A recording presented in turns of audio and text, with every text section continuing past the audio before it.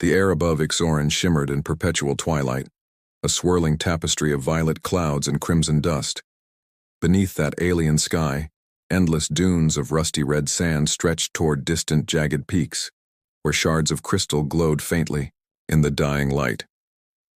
It was a world both beautiful and unforgiving, a land where survival depended on constantly shifting alliances, and an endless game of predator and prey.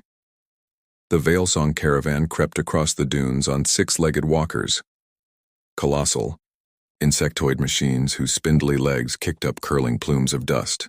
Painted in shifting bands of sapphire and silver, the caravan's vessels glinted like wandering constellations against Ixoran's dusky horizon. Within these ebon-sheathed walkers traveled Captain Kalaya Arvesis, leader of the caravan's scout detachment, and her small band of Syraxian trackers.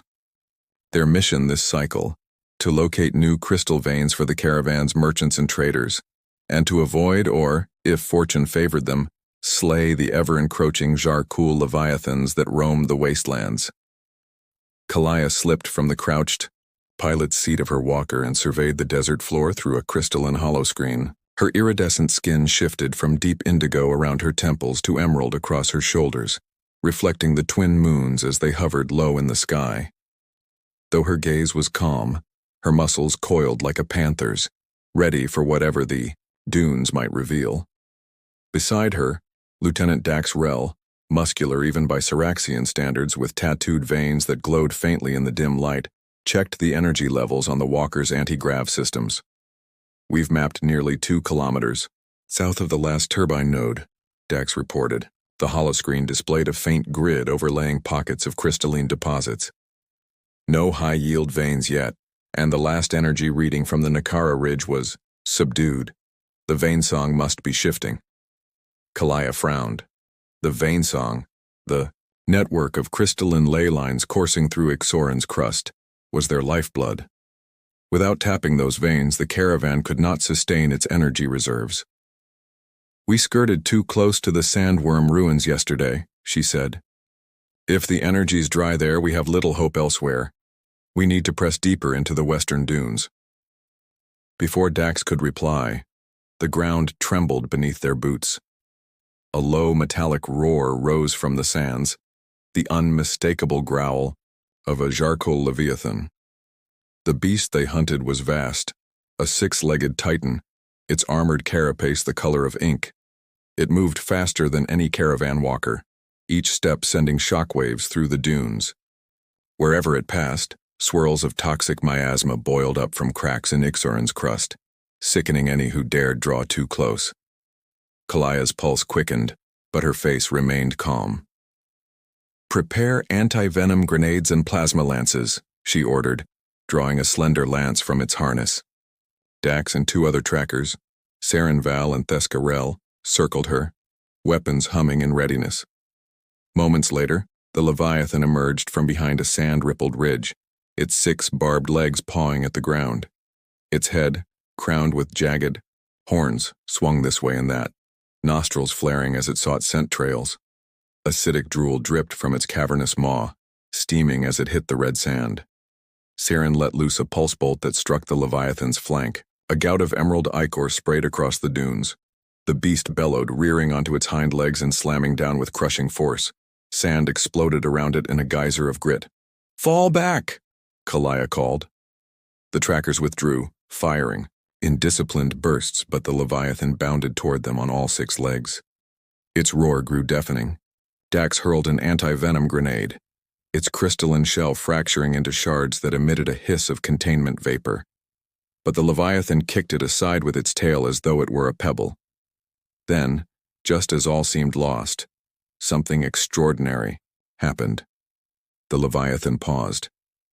Its head slowly tilted downward, and its multifaceted eyes locked onto a patch of sand near its own body. Confused, the hunters exchanged uncertain glances. There, half buried by drifting dunes, lay a faintly gleaming harness. It looked strikingly similar to the one Kalaya herself wore, gear used by Syraxian scouts to analyze crystal signatures. How had it come to be here? The Leviathan emitted a low growl, then, For reasons no one could fathom, it turned its attention away from the hunters and padded toward the harness. With a deft swipe of its clawed foreleg, it unearthed the device and sniffed it. Kalaya, heart hammering, lifted her lance, ready to drive it into the Leviathan's brain. But the beast, still clutching the harness, suddenly thrashed its head, violently. The harness snapped into pieces, and there, nestled among the fractured electronics and bent straps, was a human woman.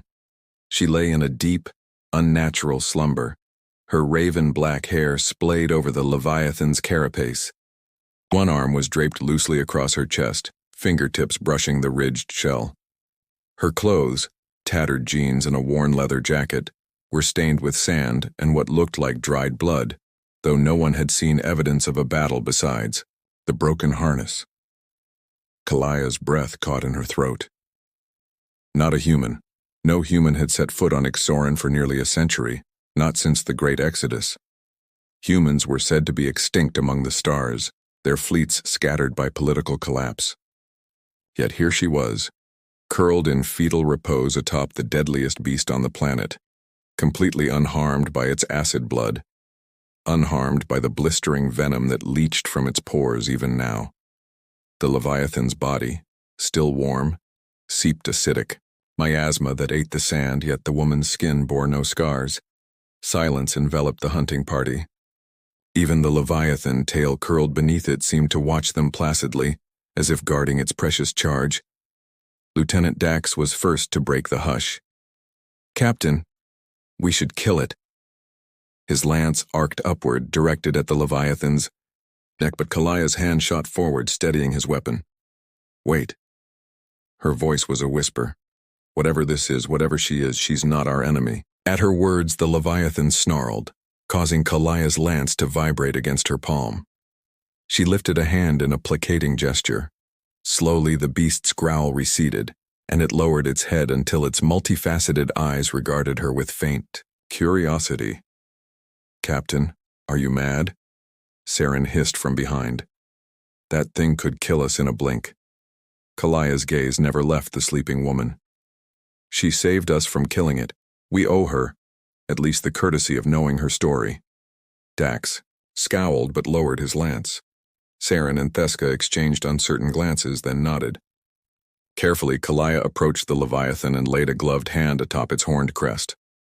The beast shuddered under her touch, but its eyes softened. "Easy," she murmured. "We are not here to harm you." Dax joined her at the Leviathan's flank and, with a burst of plasma, severed a massive claw to discourage any sudden movement. The Leviathan roared, but did not lunge. Instead, it threw back its head and howled, a mournful, earth-shaking cry that seemed to echo across the dunes. As the sound faded, Kalaya knelt beside the sleeping woman. Carefully, she brushed sand from the woman's face, revealing high cheekbones and pale skin unmarked by scars or age. A faint trickle of dark crimson stained her temple, but it looked more like a superficial graze than a mortal wound. The woman's storm-gray eyes remained closed, as if she dreamed some distant vision. "Medics!" Kelia called. Two camp medics, small, gaunt Syraxians dressed in white tunics, raced over and immediately began scanning the woman with handheld bioscanners. The device in her harness flickered and sputtered, its lights fading. Dax frowned at the odd circuitry. It was clearly of human design, decades out of date. "Her vitals are stable," one medic reported, "but her oxygen levels are dangerously low. She's been breathing this atmosphere for at least several hours. Without protective gear, she should have succumbed to toxin inhalation." Kalaya knelt and pressed her ear to the woman's chest. A slow, even heartbeat. Whoever this was, she possessed strange resilience, either an advanced life support system in that harness, or a physiology unlike any living thing on Ixoran. Suddenly, the woman's eyelids fluttered. She drew a shuddering breath and expelled a soft groan. Her eyes snapped open, clouded at first, then sharpening on the gathering Syraxians. Kalaya's heart thundered as those storm-gray irises met her own emerald gaze. "Where am I?" The woman croaked, each word tasting of dust and disorientation. Kalia exchanged a glance with Dax, then answered gently, You're on Yexorin. The woman blinked, confusion flickering in her expression. She tried to push herself up, but her limbs trembled like saplings in a tornado. Kalaya caught her under the elbow, easing her back down. Your harness, the woman whispered. It's broken. Kalaya followed her gaze to the shattered device at her side. Yes. What happened? The woman's eyes darted to the dead Leviathan, then back to Kalaya. I don't know. She winced as pain laced through her limbs. One moment I was running from it, and then... She trailed off, brows furrowing. I remember a flash of light. A bridge of nothingness. Kalaya's mind raced. You mean a portal? A grimace crossed the woman's face. Something like that. My name is Asha Marek. She tried to sit but collapsed against Kalaya's shoulder. Please, help me. Dax knelt to examine Asha's harness circuitry. Captain, these systems are ancient. Earth tech, maybe 200 years old. How did it end up here? Kalaya shook her head, glancing at the Leviathan's massive corpse. It brought her here. But why? Saren leaned close. Perhaps she lured the beast away from its pack. We know they communicate across great distances. Straying one of them near the caravan could alert the entire horde. Kalaya considered this. If Asha had indeed navigated the Jarkel's psychic currents, called the Predator's Whisper among the Syraxians, she was no ordinary human. She was either a prodigy or something more. As the medics gently lifted Asha onto a stretcher, the Leviathan stirred once more. Its head lifted, and it let loose a final roar, a deep, mournful echo that resonated in everyone's chest. Then it settled back, its eyes slowly closing. Its final breath exhaled a plume of acid mist, and the dunes fell eerily silent.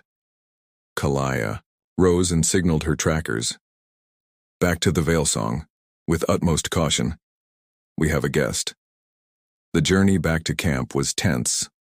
Asha lay bundled among cushions of treated silken padding, the medics trailing behind with their instruments. Dax walked at Kalaya's side, his lance lowered but his eyes never leaving the dunes. The caravan will be in uproar, he said quietly. A human, alive, on Ixorin after all these cycles, found atop the corpse of a Leviathan. Kalaya nodded. Keep this quiet until we're within the walls.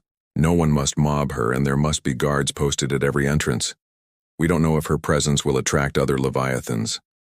Dax glanced at the horizon, where silhouettes of other Jarkul moved ghosts across the dunes. They always can smell the fallen. We'll be targets. By the time they reached the Veil Song's encampment, a sprawling nexus of tents and modular workshops ringed by defensive turrets, crimson dusk had deepened into starless night. The caravan's main gate was closed. Guards in iridescent armor scanned the horizon with crystal-tipped spears. Kalaya's comm chime buzzed in her ear. The caravan council demanded her presence.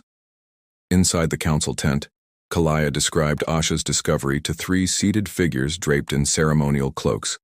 Of violet and silver, at the center sat Elder Iraman, face lined with time and responsibility. To his left was Thrain of the Dune Watchers, and to his right, Valus the Stormwing Emissary. They exchanged solemn glances as Kalaya spoke.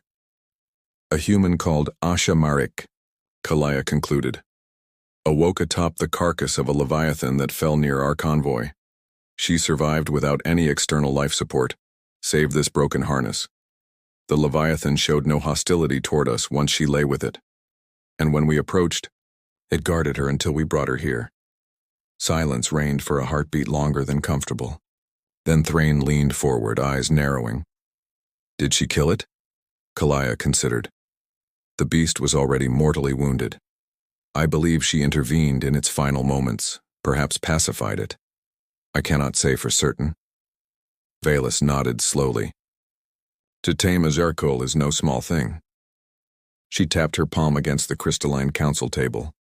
If true, she may possess the Predator's Whisper, an ancient bond that allows one to commune with the Leviathans, Iramon's deep voice cut through their murmurs. "Bring her before us." Moments later, the tent flap parted, and Asha was ushered in on her stretcher. Her eyes were closed, ribs rising and falling in measured breaths. Dax and 2 guards steadied her as she was lowered onto a cushion-laden platform. The room's lanterns cast warm halos upon her pale face. Asha's eyelids fluttered open, revealing those storm-gray eyes. She sat up, gaze sweeping the assembled elders without fear. "I have questions," she whispered, "and I can answer your first. I did not kill your Leviathan. I only listened." Iramon's eyes widened. "Listened?" Asha nodded, though pain flickered across her features. Its final echo. I felt it. A pleading. A lament. I could not let it die alone. Thrain exchanged another glance with Valus. "Then she is special," Valus whispered, voice tinged with awe. Irimon inclined his head to Asha. "Speak, child of Earth. Tell us where you came from and how you came to be here." Asha inhaled deeply, her chest heaving. She looked at each elder in turn, calm, resolute, as if she carried some hidden power in her veins. "My name is Asha Marek. I come from a world called Earth, though it no longer exists as you might know it. I was fleeing a creature like your Leviathans, but not born of your planet. I awoke on Ixoran, walking through a tunnel of light, and there I found your Leviathan dying." Silence settled again, punctuated only by the distant hum of the caravan's defensive shields. The elders sat in contemplative reverie, digesting her words. Finally, Irimon spoke. "You have awakened the fallen Leviathan. By Syraxian law, any who claim a living bond with a Leviathan is destined for prophecy. We must convene the full council at dawn to decide what that bond entails." Asha's gaze flicked to the open tent flap, where the dunes lay bathed in moonlight. "I understand." As the guards led her away, Kalaya hovered near the entrance. She caught Asha's eye, lowered her voice. "Be ready for questions. Hard ones. They fear what they don't understand." Asha nodded once. "I will answer as best I can." That night, Ixoran's twin moons cast ethereal highlights on the broken Leviathan's carapace outside the caravan walls. From deep within the wastelands, distant howls answered the fallen beast's last call. Somewhere beyond the dunes, a Jarkul pack, sensing their kin's demise, scoured the planet for the one who had laid beside the predator's body, and Asha Marek slept, her dreams filled with visions of crystal veins glowing like veins of starlight and a chorus of alien voices beckoning her toward an uncertain destiny. Tomorrow the council would decide her fate, and perhaps the fate of the Syraxians themselves. Asha's voice wavered. "It listens." Kalaya smiled, placing a hand on Asha's shoulder. "You have the gift. Now we must learn to channel it safely, lest you draw every Leviathan in Ixoran to your side." The prophecy of the Vein Song. Nexus that evening, a scholar of the Crystal Flow clan presented Asha with an ancient codex, a leather-bound tome etched with crystalline dust and sealed with metal clasps. Its pages depicted faded diagrams of underground caverns, networks of pulsating veins, and the legendary Vein Song Nexus at the planet's core. The Nexus, as the text explained, was an intersection of ley lines so powerful that life on Ixoran radiated from it. Centuries of unchecked mining had disrupted those veins, causing local collapses, acid eruptions, and the Leviathan population surge that now threatened the balance of predator and prey. Asha turned the pages reverently. She traced her finger over a detailed illumination, a vast cavern half buried by obsidian stalagmites, pulsating with veins of light. A figure stood at its center, arms raised, channeling energy into the surrounding earth. "Is this what I saw in my dreams?" she asked. The scholar nodded. "This is the Vein Song Nexus. Only one who bears the mark of the dreamer can safely traverse its depths and restore the crystal currents. Legends say the dreamer must rekindle 3 flame crystals, ancient reliquaries scattered across Ixoran, to relink the shattered veins." Asha closed the codex. And once the veins are whole, the Leviathans will return to balance and the planet will heal? Valus, who had taken a seat nearby, offered a grave nod. Yes, but the path to those reliquaries is fraught with danger. Shifting sands, acid spouts, Leviathan warrens. Even once you light the flame crystals, the energy surge could awaken. Buried Leviathan hatcheries. Asha's pulse quickened. Then we must gather guides, hunters who know the wastes, and prepare for a perilous journey. Kalia rose from where she'd been seated. We have just such guides. I know the shattered wastes like the back of my hand. We'll depart at first light. Tell me, which reliquary must we find first? Asha pointed to a tab on the codex marked with a ruby seal. The Bloodstone Reliquary beneath the Iron Canyons. It holds the first flame crystal. Once lit, it should rekindle the nearest ley lines. Preparations and farewell gathering allies. Over the next half cycle, 12 standard hours, the Veilsong caravan buzzed with preparations. Wagon crews loaded, crates of provisions, crystallized protein rations, acid-neutralizing alchemicals, and spare tuning forks. Medics adjusted protective gear for the journey, retrofitting Asha's harness to supplement her oxygen supply until the planetary atmosphere could rejuvenate her. Animal handlers corralled massive sand-lance beasts, work animals capable of traversing dunes, to carry heavy loads across the wastes. Word of Asha's mission drew volunteers from every tribe in the caravan. Kasila, a young Dunwatcher scout, with hair braided into crystalline filaments, insisted on joining as Asha's attendant. Her keen sense of ley energy made her adept at navigating the shifting veins. Amoran, a hulking Stormwing warrior, offered protection against Leviathan ambush. A trio of crystal flow engineers volunteered to maintain the tuning forks and study the veins while en route.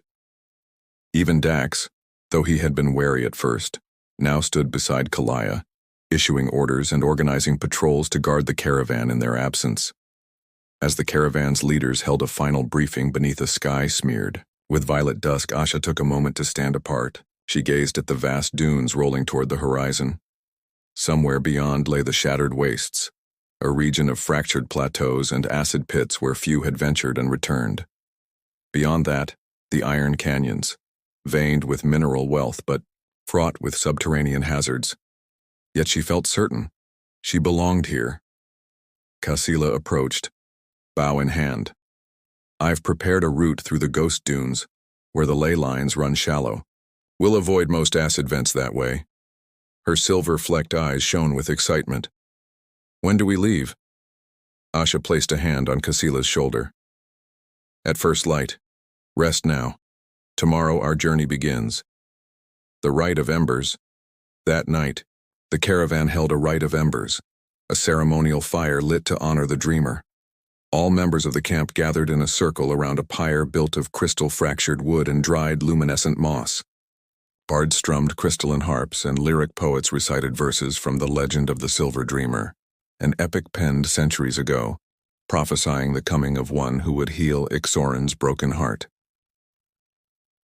Elder Iramund stepped forward, his voice, chanting an invocation in archaic Syraxian. By moon's pale grace and crystal flame we call upon the dreamer's name. Though worlds apart her journey lies, her power shall rebalance tides. Let flame renew the veins below. Let life awaken, waters flow.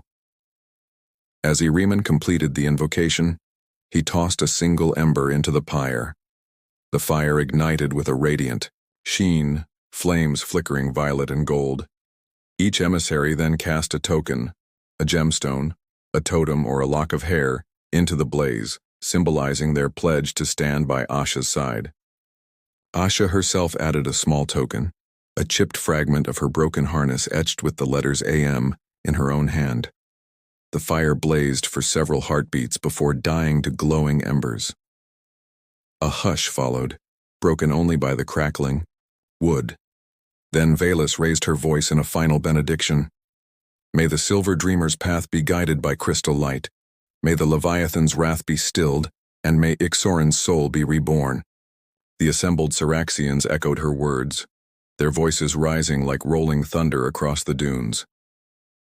The journey begins, Crossing into the shattered wastes at first light, the caravan formed two columns as the massive walkers and sand lances rumbled toward the shattered wastes. Beyond the protective barrier of the Veilsong fortifications lay a barren expanse where the sand had cracked and split, revealing jagged chasms of obsidian glass. The wind carried scourges of acidic dust, and the sky above was streaked with swirling embers, hot plumes from subterranean vents. Even seasoned dune watchers tread carefully, consulting crystal charts to avoid unstable ground. Asha stood atop a raised platform on one of the caravan's smaller patrol walkers, her codex strapped to her side. Kasila rode at her prow, bow slung across her back. Amoran strode beside Dax, whose lance was poised at the ready. Kalaya, on her graded seat of authority, guided the caravan along Kasila's plotted course. As they progressed, the dunes stretched behind them like a scar of rust, and ahead lay an uneven horizon of fractured rock. Suddenly, the ground rumbled. The caravan halted. In the distance, a dark shape emerged. 4 leviathans, their plated bodies reflecting the pale sun like living armor. They advanced in a pack, each twice the size of their companion. Their multifaceted eyes gleamed with hunger. At their front stomped the largest of the 4, its twin horns curved like scythes. Dax tensed. A pack. They've smelled the fallen leviathan's death. They'll come for the dreamer. From her platform, Asha closed her eyes and let the predator's whisper flow through her mind. The leviathan's thoughts were fragmented. Hunger, confusion, pain, sorrow. But one essence stood out, a lingering loyalty to the creature that had died. She raised an open palm. "Stop," she whispered, voice low but steady. The leviathans hesitated, uncertain. The pack's alpha snarled, tongue flicking acid. Their voices rose to a deafening pitch, a chorus of dissonant howls and groans. Yet then, as if hearing a silent command, they slowed. The alpha lowered its head, fixing Asha with an unblinking stare. A moment of stillness passed. Then, as Asha had commanded, the pack turned away, stomping into the swirling haze of acid dust. Their departure left the caravan shaken but unharmed. Dax approached, eyes wide. How did you? Asha opened her eyes and placed a hand on her harness. "I spoke to them," she said quietly. "The bond remains. They know I mourn. Their kin." Kalaya allowed herself a small smile. "Truly, you are the Silver Dreamer." Arrival at the Iron Canyons. After several more cycles of grueling travel, crossing fields of molten glass where acid geysers hissed, and veering around sinkholes that led to forgotten chasms, the caravan emerged into a highland plateau. Ahead stretched the Iron Canyons, sheer walls of obsidian rock veined with crystalline seams that glowed faintly beneath the midday sun. Narrow passages snaked downward, disappearing into shadowed tunnels that pulsed with an otherworldly hum. Asha dismounted as the lead engineers opened a provisional camp at the canyon rim. The air here was cooler, tinged with metallic scent. Small pools of subterranean water collected in hollows, reflecting fractals of light across the canyon walls. Crystal flow archaeologists knelt by one such pool, dipping tuning forks into the liquid. Each prong emitted a shimmering vibration that echoed through the crevices. Kasila pointed to a set of carved markers half buried in sand. "These glyphs indicate the bloodstone reliquary lies deep in the eastern rift.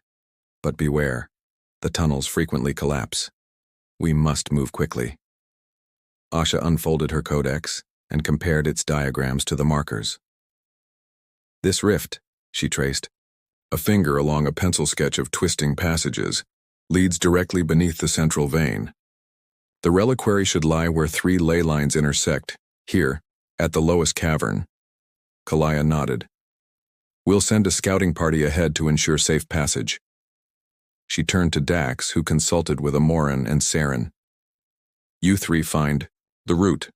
Light a guide fire when the way is clear." As the scouting party departed into the shadowed entrails of the canyon, Asha felt a strange flutter in her chest. The canyon walls pulsed faintly, echoes of the vein energy that crisscrossed the planet. She extended her senses, drawing upon the predator's whisper once more. The tunnel ahead resonated with a deep hum, as though the crystals themselves recognized her presence. Somewhere below, the reliquary awaited. Dax returned at dusk, bearing news of a perilous but passable tunnel. "We'll camp here tonight," he reported. "At dawn we descend into the rift." A soft chant arose from the assembled engineers and scholars around a small fire of crystal-fractured wood. Each chanted snippet of an ancient Syraxian hymn. "O crystalline heart, awakened anew, shine forth your flame to the dreamer who knew. By moon and by storm, by Leviathan's breath, rekindle the currents and vanquish the death." Asha joined the circle, letting the words wash over her. She pressed a hand to the sand at her side and closed her eyes. In her mind's eye, she saw the reliquary, a monolithic crystal pedestal carved with Leviathan motifs containing the first flame crystal. If she could ignite that crystal, the ley lines around the canyon would surge back to life. But doing so would not be simple. Some legends said the reliquary was sealed by a ward of living jade, ensouled by Leviathan spirits to prevent mortal tampering. The fire crackled low. Far above, Ixoran's twin moons aligned for a fleeting moment, casting interlocking beams of violet and gold into the canyon mouth. Asha opened her eyes, heart pounding. Tonight she felt the planet's breath. Tomorrow, she would face the darkness beneath. The dawn of reckoning in the pre-dawn gloom, Asha and her companions gathered at the canyon rim. Pale light filtered through the labyrinthine fissures, painting the stone walls in muted tones. Amoran hefted a crystalline lantern that emitted a soft hum as he ignited it with his gauntlet's plasma torch. Saren clutched a coil of hyperluminescent rope to secure their descent. Kalaya checked her lance's plasma cell, while Casila adjusted her quiver, ensuring each arrow's tip glowed with acid-neutralizing gel. As they entered the narrow tunnel, the walls closed in until only a skinny passage remained, barely wider than a walker. The air grew colder, and each breath tasted of damp stone. The echoes of their footsteps resonated with the Earth's subterranean pulse. At times, Asha paused and placed a hand on the basalt wall, closing her eyes to listen. The ley lines thrummed, beneath her fingertips, guiding them forward. Their path led to a wide cavern where the floor was carpeted in shimmering black sand. Above them, thin veins of luminescent crystal traced arcs across the vaulted ceiling.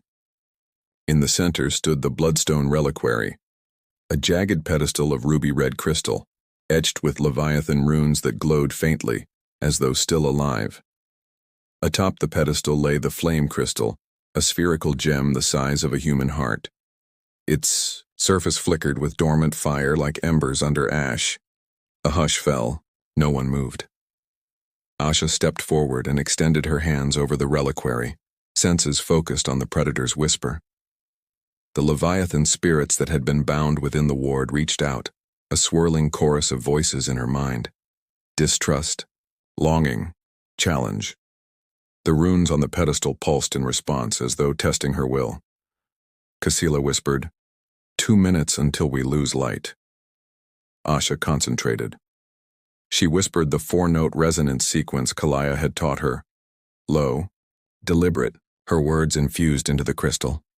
Moments later, the runes glowed brighter and the reliquary's ward cracked like shattered ice. The flame crystal leapt, ignited by her call, and the cavern roared to life. The luminescent veins of crystal on the ceiling brightened, sending shafts of warm light across the sand. The question, could she control that power, hung in the air. Suddenly the cavern trembled. A deep roar echoed from the darkness beyond, an ambush of Leviathan constructs awakened by the flame crystal's ignition. In each fissure emerged skeletal Leviathans, massive bone-skinned husks animated by restless energy, summoned to guard the reliquary. Their eye sockets glowed with crimson embers.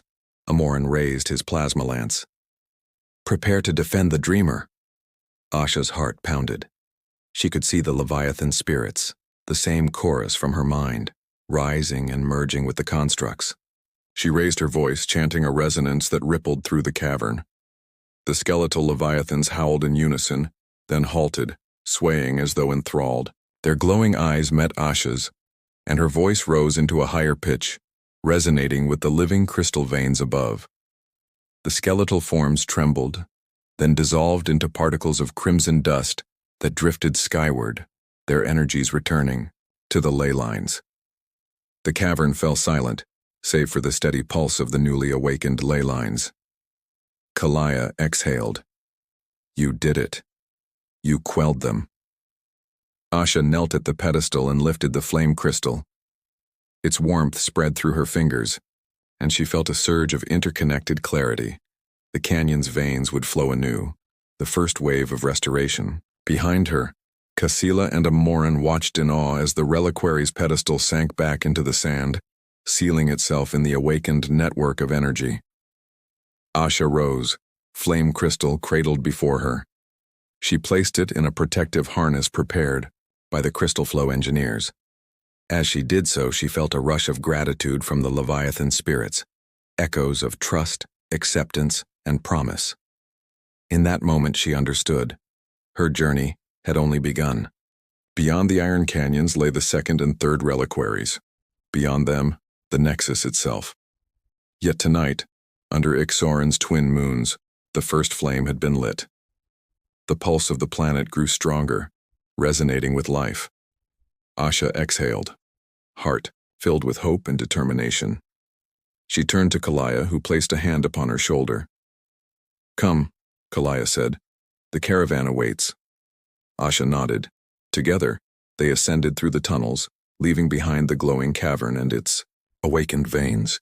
As they emerged into the cool night air, the first hints of dawn glowed on the horizon. The Bloodstone Reliquary's flame would guide their path, one step closer to healing Ixoran's wounded heart, one step closer to uniting predator and prey under the watchful gaze of the Silver Dreamer. And the caravan, now bound to the Dreamer's cause, moved onward toward the next chapter of destiny. When dawn broke over the Veilsong caravan, Ixoran's crimson sands shimmered beneath the pallid light of the twin moons. From her vantage on the raised platform of the council tent, Asha watched as dust motes danced like fireflies in the still air. She felt the weight of 100 Syraxian eyes upon her, curious and cautious. Though weary from her journey, she straightened her back and drew a steadying breath. Today her fate would be determined.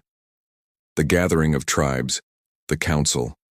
Tent lay at the heart of the Veilsong encampment, a domed structure of violet-dyed silks reinforced with crystal-woven cords.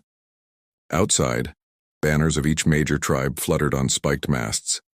The Stormwings, Dunwatchers, Crystal Flow Clan, and the Twilight Nomads. By tradition, every clan sent an emissary with full robes and tokens of status.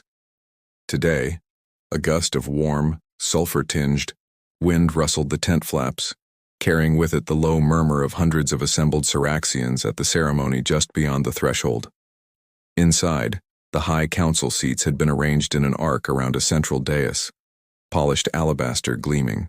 In the lantern light, Elder Iramon sat at the center, his silver hair braided with tiny crystal charms that caught the faint glow of early morning. To his left stood Thrain, her skin etched with luminous tattoos and swirling patterns that traced the undercurrents of Ixoran's ley energy. On Irimon's right, Valus of the Stormwings wore a robe of storm-gray silk, its hems embroidered with miniature depictions of leviathans in flight.